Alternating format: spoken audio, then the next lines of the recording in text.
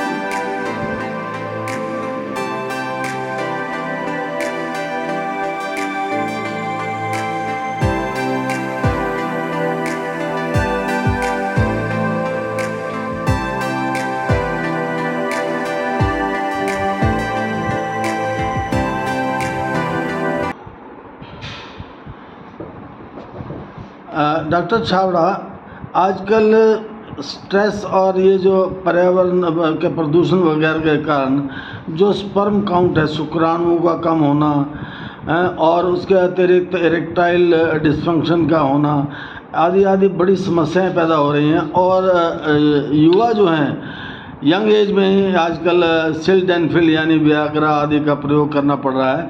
तो आयुर्वेदिक में इनका क्या अस्थायी इलाज है और पंचकर्मा का उसमें क्या योगदान हो सकता है? नमस्कार सर, मैं आपके माध्यम से लोगों को एक सूचना देना चाहूँगा या एक इन्फॉर्मेशन देना चाहूँगा कि आज का जो समय है, जो नई पीढ़ी आ रही है, उसके अंदर ये नपुंसकता या फिर आप बोलिए ये वाली समस्या, इनफर्टिलिटी की समस्या बहुत ज़्यादा बढ़ती जा रही है। इसका मुख्य कई कारण हैं जो एक नई जनरेशन को फेस करना पड़ रहा है। एक अध्ययन में, एक रिसर्च में पाया गया है कि 16.7% of peoples are nowadays feeling these kind of problems. These are the problems are coming for this to conceive in these problems are coming. So we are going to discuss what are the main reasons, इसके मुख्य कारण क्या हैं जिसकी वजह से आज की नई पीढ़ी को इस प्रकार की प्रॉब्लम्स का सामना करना पड़ रहा है। फ्रेंड्स, एक तो पहला तो है कि एक अर्ली मैरिजेस या फिर लेट मैरिजेस एक मुख्य कारण है। समय से पहले अंगों का विकास नहीं हो पाता, ये भी एक मुख्य कारण है। अगर लेट करते हैं तो भी एक कारण है, तब भी उनका हमारे जननांग है उनका यूज़ ना हो पाना एक मुख्य कारण हो जाता है।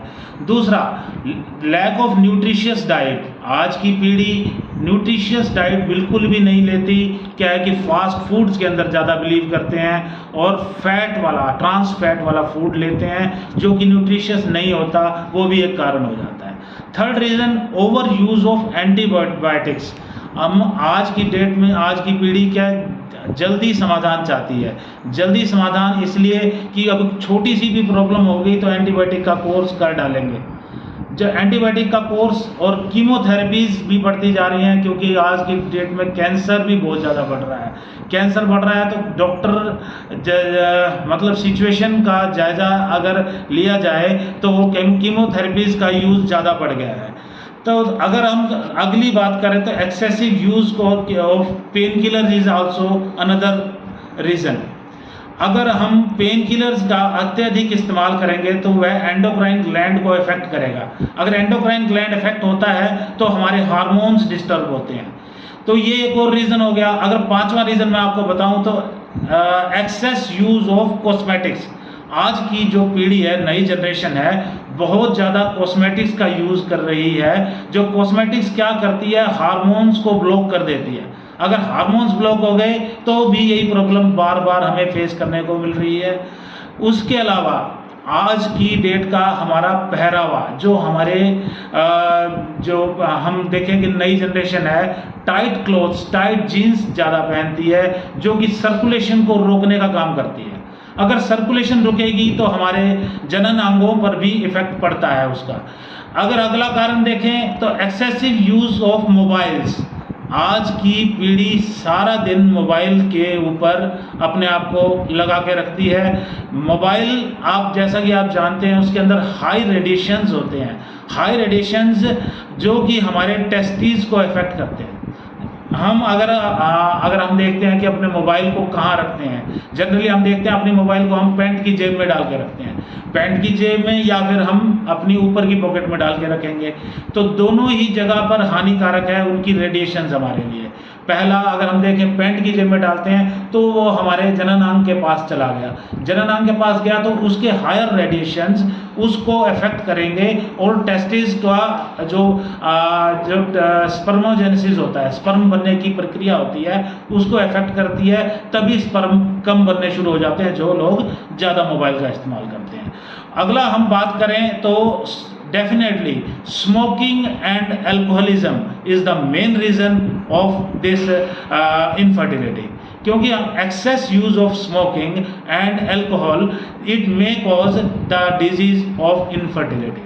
Another use is the hygiene. We peoples are not using hygienic things, we are not maintaining our hygiene. That's why the reasons of infections of genitals is the main reason of infertility. तो ये जो पंचकर्मा का क्या role और आयुर्वेदिक, इसको स्थायी रूप से कैसे इसका चिकित्सा की जा सकती है? जी हाँ सर, मैं इसी बात पर आ रहा हूँ कि हम इन चीज़ों का इलाज अगर हम देखें तो क्या इसका स्थायी इलाज है, किस प्रकार से हम अपने यौवन को दोबारा प्राप्त कर सकते हैं, हमारी उन प्रॉब्लम्स को सोल्व कर सकते हैं, इनफर्टिलिटी की प्रॉब्लम। जैसा कि आयुर्वेद में बंधत्व इसको कहा गया है। बंधत्व सिर्फ मेल्स की प्रॉब्लम नहीं है, फीमेल्स की भी प्रॉब्लम है। जनरली क्या है, मेल्स के अंदर क्या प्रॉब्लम आती है कि अगर ये स्पर्मोजेनेसिस, स्पर्म बनना कम हो जाता है तो उसके अंदर क्या है, इरेक्टाइल डिसफंक्शन, मतलब जो शिथिल अंग बढ़ना, शिथिलता, हमारे अंगों की शिथिलता हो जाती है। लॉस ऑफ लिबिडो, मतलब कि इच्छा का उत्पन्न ना हो पाना, यह समस्या हो जाती है। कई केसेस के अंदर ऐसा पाया गया है कि स्पर्म्स की शेप का भी चेंज होना एक मुख्य कारण हो जाता है। तीसरा कारण हो जाता है काउंट ऑफ स्पर्म्स। स्पर्म्स का काउंट कम हो जाता है, जिसकी वजह से जो जाइगोट फॉर्मेशन होती है, क्या कि फर्टिलाइजेशन होती है, एग एंड स्पर्म जब नहीं मिल पाते तो फर्टिलाइजेशन नहीं हो पाती और लो काउंट ऑफ स्पर्म एक रीज़न बन जाता है। इसके अलावा बहुत से इसके रीज़न हो जाते हैं, जिनका एक मुख्य समाधान क्या है आयुर्वेद के अंदर हम बात करें तो रसायन चिकित्सा का जिक्र किया गया है। रसायन चिकित्सा is a regeneration therapy. Regeneration therapy का मतलब हम अपने, देखो हमारे शरीर के अंदर 7 प्रकार की धातुएं जो आयुर्वेद ने जिक्र किया है। सबसे पहला हमारा जो रस होता है, रस, दूसरा रक्त, तीसरा हमारा मांस, चौथा मेद, फिर उसके बाद पांचवा हम बात करें तो अस्थि होती है, छठी हम बात करें तो हमारा क्या बोले शुक्र धातु का निर्माण होता है। लास्ट में जाके शुक्र धातुओं का अगर निर्माण प्रॉपर वे में नहीं होगा तो हमारा शुक्राणु नहीं बन पाएंगे।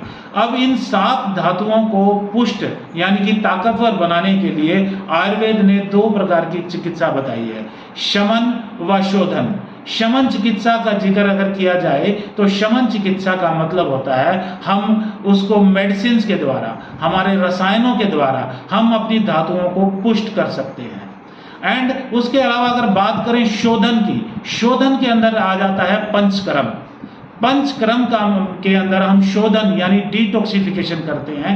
डिटॉक्सिफिकेशन के द्वारा हम अपने चीर यौवन को प्राप्त कर सकते हैं। पंचकर्म के अंदर 5 प्रकार के कर्म बताए गए हैं। पहला कर्म जैसा कि वमन, वमन का मतलब एमेसिस यानी कि वोमिटिंग के द्वारा हम अपने कफ दोष का निवारण करते हैं। दूसरा विरेचन, विरेचन के द्वारा हम पित्त दोष का निवारण करते हैं। उसके बाद आता है बस्ती, बस्ती के द्वारा हम अपनी वायु दोष का निवारण करते हैं। अब हम बस्ती की बात आ रही है तो मैं साथ के साथ एक मुख्य कारण बता देता हूँ बस्ती किस प्रकार उपयोगी है इनफर्टिलिटी के अंदर। देखिए ऐसा है कि हमारा जो कटी स्थान है, कटी यानी कि कमर का स्थान है, जो कटी के स्थान के अंदर हमारे जननांग चाहे मेल्स हों चाहे फीमेल हों वहाँ पर उपस्थित होते हैं।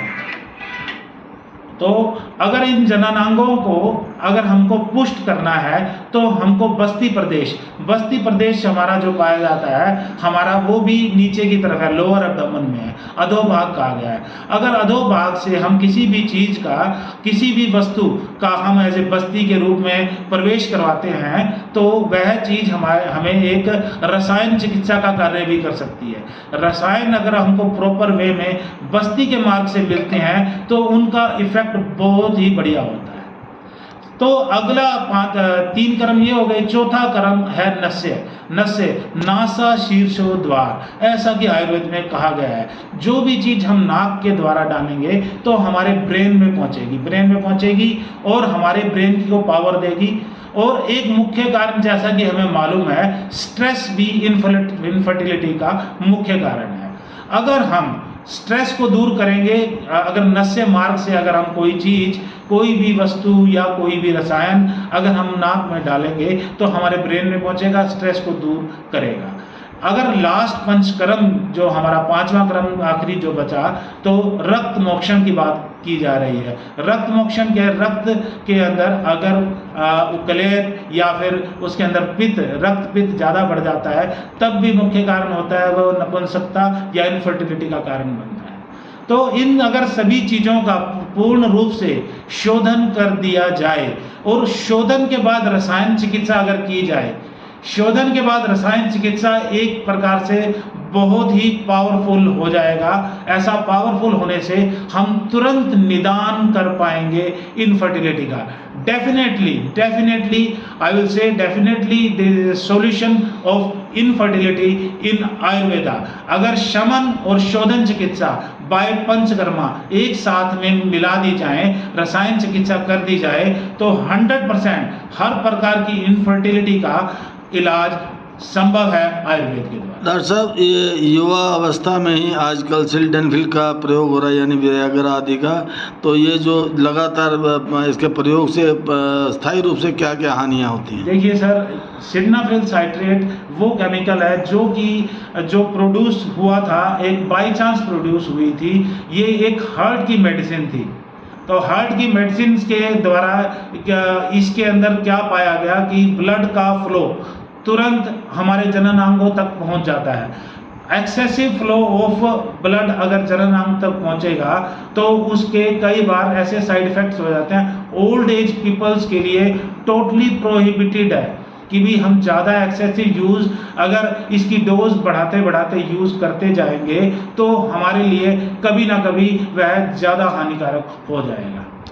तो फ्रेंड्स, हमें क्या करना चाहिए? सिल्डेनाफिल साइट्रेट का यूज़ अगर हमें करना भी है तो फिजिशियन की देख रेख में करें। उपयोगिता अगर उसकी है तो करें, उसको बिना किसी सिर्फ किसी डायरेक्शन सिंपल केमिस्ट के कहने पे कभी भी मत लें क्योंकि यह हानिकारक हो सकता है। Thank you very much. Doctor साहब, जिन विषयों पर आपने चर्चा की है, यदि कोई हमारा पाठक या दर्शक विस्तार से जानना चाहे आपके माध्यम से तो वो किस प्रकार आगे आपको संपर्क करें?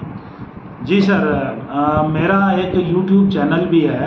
अगर मैंने इसका लिंक आपकी उसके अंदर डलवा दिया है, उसके अंदर अगर आप क्लिक करेंगे तो मेरे यूट्यूब चैनल पे आप कनेक्ट हो सकते हैं। ये डॉक्टर सुमित छाबड़ा के नाम से ही है, आप उससे कनेक्ट हो जाइए। उसके अंदर इसी प्रकार के कई विषयों के बारे में मैं जानकारी समय समय पर देता रहता हूँ, ताकि आपको मेरा यूट्यूब जो चैनल है वो आयुर्वेद के मॉडर्न एस्पेक्ट के ऊपर जानकारी देता है सर। तो आप प्लीज़ उसी के ऊपर लिंक के ऊपर क्लिक कीजिए तो आप चैनल से जुड़ सकते हैं। Thank you.